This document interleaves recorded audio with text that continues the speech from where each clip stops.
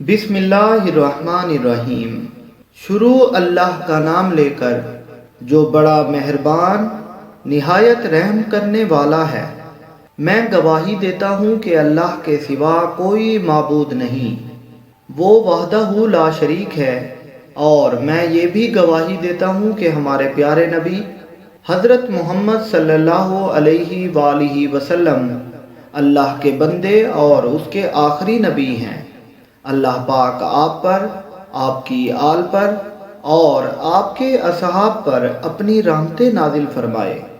Islamic Urdu research کے معزز دوستو، السلام علیکم۔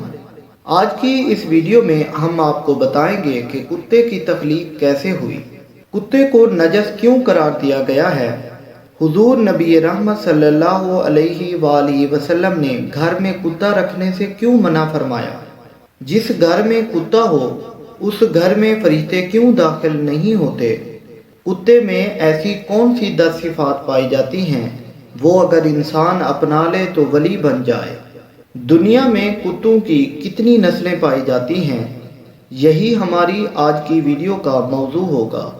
آج کی ویڈیو میں ہم آپ کو کتوں کے متعلق ایسے حقائق بتائیں گے جو یقیناً آپ کے لیے حیران کن ثابت ہوں گے، مگر ویڈیو شروع کرنے سے پہلے اگر آپ ہمارے چینل اسلامک اردو ریسرچ کی ویڈیو پہلی بار دیکھ رہے ہیں تو ہمارے چینل اسلامک اردو ریسرچ کو ضرور سبسکرائب کریں، اور اگر ویڈیو اچھی لگے تو ویڈیو کو بھی لائک کر دیں۔ معزز ناظرین و سامعین، کتا نہ صرف زمانہ قدیم سے انسان کا بہترین ساتھی رہا ہے بلکہ کتوں کا شمار دنیا میں سب سے زیادہ پالے جانے والے پالتو جانوروں میں ہوتا ہے۔ کتے کی پیدائش سے متعلق قدیم تاریخ اور صحیفوں میں 2 ہی حکایات موجود ہیں۔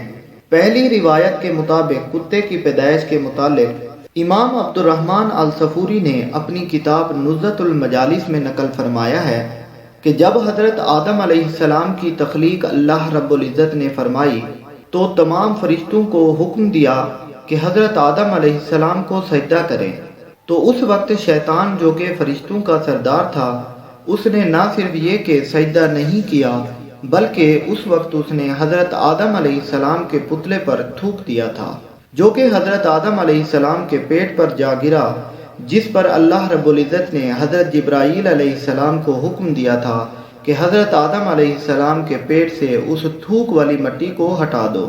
اس مٹی کے ہٹنے سے آدم علیہ السلام کے پیٹ پر ایک سوراخ بن گیا تھا، جو کہ آج بھی ناف کی شکل میں ہر انسان کے پیٹ پر موجود ہے، اور بعد میں اس پیٹ والی مٹی سے کتے کو بنایا گیا تھا۔ امام عبد الرحمن الصفوری نے یہ واقعہ بلا کسی سند کے ذکر کیا ہے، اور قرآن و حدیث میں اس کا ذکر موجود نہیں ہے، لہذا اس کو معتبر نہیں سمجھا جائے گا۔ معزز ناظرین و سامعین، دوسری حکایت میں النور المبین نامی کتاب میں موجود ہے، جس میں حضرت علی المرتضی رضی اللہ تعالیٰ عنہ نے ہمارے پیارے نبی جناب محمد الرسول اللہ صلی اللہ علیہ وآلہ وسلم سے دریافت فرمایا کہ کتوں کو کیوں پیدا کیا گیا اور انسان کو اسے اپنے گھر میں رکھنے سے کیوں منع کیا گیا ہے، تو اس کے جواب میں کونین کے تاجدار نے فرمایا کہ جب حضرت آدم علیہ السلام اور حضرت اماں حوا سلام اللہ علیہا کو اللہ نے زمین پر بھیجا تھا تو وہ دونوں خوف سے پرندے کی مانند کانپ رہے تھے۔ اس وقت شیطان دنیا کے دیگر درندوں کے پاس گیا تھا اور ان سے کہا کہ تم لوگ آ کر ان معصوم پرندوں جیسے کمزور لوگوں کو کھا لو۔ درندوں کو پکارتے ہوئے شیطان کے منہ سے کھانسی جاری ہو گئی تھی، اور اس سے نکلنے والی تھوک سے کتوں کو تخلیق کیا گیا۔ یہی کتے اس کے بعد انسانوں اور ان درندوں کے بیچ اللہ رب العزت کے حکم سے آ گئے تھے، اور انہوں نے انسانوں کو بچا لیا تھا۔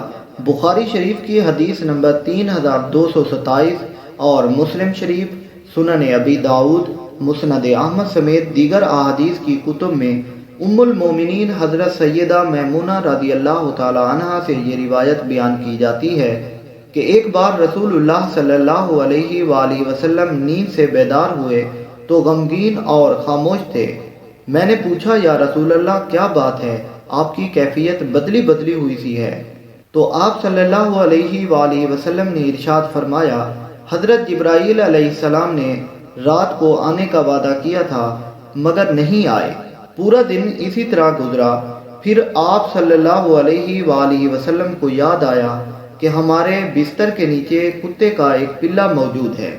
آپ صلی اللہ علیہ وآلہ وسلم نے اسے نکالنے کا حکم دیا اور اپنے دست مبارک سے اس جگہ پانی چھڑک دیا۔ اگلی رات جب حضرت جبرائیل علیہ السلام آئے تو حضرت جبرائیل علیہ السلام نے فرمایا، ہم ہر اس گھر میں داخل نہیں ہوتے جہاں پہ کتا یا تصویر موجود ہو۔ جبکہ ایک اور حدیث مبارکہ کا خلاصہ کچھ یوں ہے کہ حضور نبی رحمت صلی اللہ علیہ وآلہ وسلم نے فرمایا کہ جو شخص حفاظت اور شکار کی غرض کے علاوہ کتا پالتا ہے تو ہر روز اس کی نیکیوں میں سے 2 قیرات نیکیاں کم کی جاتی ہیں۔ اس حدیث مبارکہ میں اجر کے کم ہونے کی جو بات ہے، اس سے معلوم ہوتا ہے کہ بغیر ضرورت کے کتے کو پالنا مکروہ تحریمی ہے، اور مکروہ تحریمی ہونے کی وجہ سے اس گھر میں رحمت کا فرشتہ داخل نہیں ہوتا۔ معزز ناظرین و سامعین، کتا ایک نجس جانور ہے جو مردار کھاتا ہے۔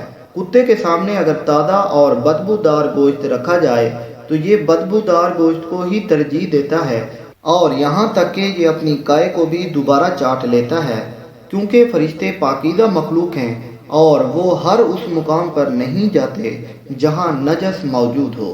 کتے میں ایک طرف تو وفاداری کا منکا پایا جاتا ہے تو دوسری طرف یہ اپنی ہی نسل کا دشمن ہوتا ہے۔ حدیث شریف کے مطابق کتے کے جھوٹے برتن کو 7 مرتبہ دھونے اور 1 مرتبہ مانجنے کا حکم دیا گیا ہے۔ حالانکہ نجس برتن کو 3 دفعہ دھونے سے ہی شرعاً وہ برتن پاک ہو جاتا ہے۔ جدید سائنس بھی اس بات کو مان چکی ہے کہ کتے کے لعاب میں انتہائی خطرناک جراثیم پائے جاتے ہیں جو انسان کے لیے مضر صحت ہیں۔ جناب حضرت حسن بصری رحمۃ اللہ علیہ فرمایا کرتے تھے کہ کتے کے اندر 10 صفات موجود ہیں، اگر ان میں سے کوئی ایک صفت بھی انسان کے اندر پیدا ہو جائے تو وہ ولی بن سکتا ہے۔ نمبر 1، کتے کے اندر قناعت ہوتی ہے، یعنی جو مل جائے یہ اسی پر قناعت کر لیتا ہے اور اسی پر راضی ہو جاتا ہے۔ یہ قانعین یا صابرین کی علامت ہے۔ نمبر 2، کتا اکثر بھوکا رہتا ہے، یہ صالحین کی علامت ہے۔ نمبر 3، اگر کوئی دوسرا کتا زور کی وجہ سے اس پر غالب آ جائے تو یہ ایک جگہ چھوڑ کر دوسری جگہ چلا جاتا ہے، یہ راضیین کی علامت ہے۔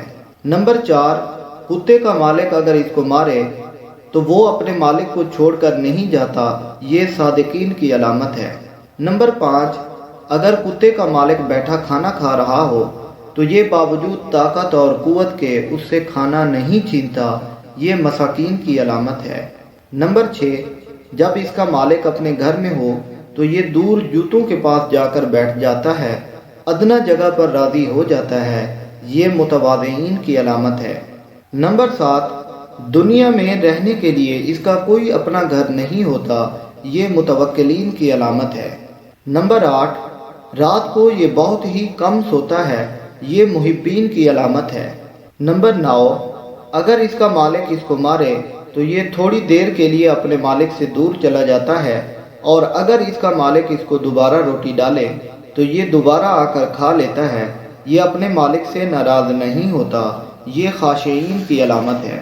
نمبر 10، جب کتا مرتا ہے تو اس کی کوئی میراث یا جائیداد نہیں ہوتی، یہ زاہدین کی علامت ہے۔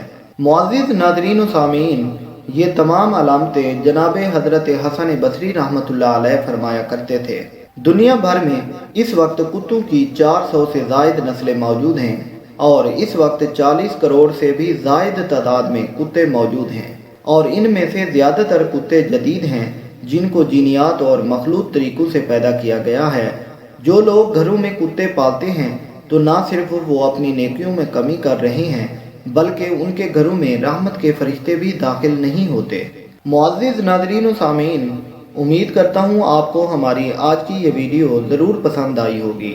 اگر ویڈیو پسند آئی ہے تو ہمارے چینل اسلامک اردو ریسرچ کو ضرور سبسکرائب کریں، اور اگر ویڈیو اچھی لگی ہو تو ویڈیو کو بھی لائک کر دیں، اور کومنٹ سیکشن میں اپنی قیمتی رائے کا اظہار فرمانا نہ بھولیے گا۔ ملتے ہیں ایک نئی تاریخی اور معلوماتی ویڈیو میں۔ دیکھتے رہیے ہمارا چینل اسلامک اردو ریسرچ۔ رب قدوس آپ کا حامی و ناصر ہو۔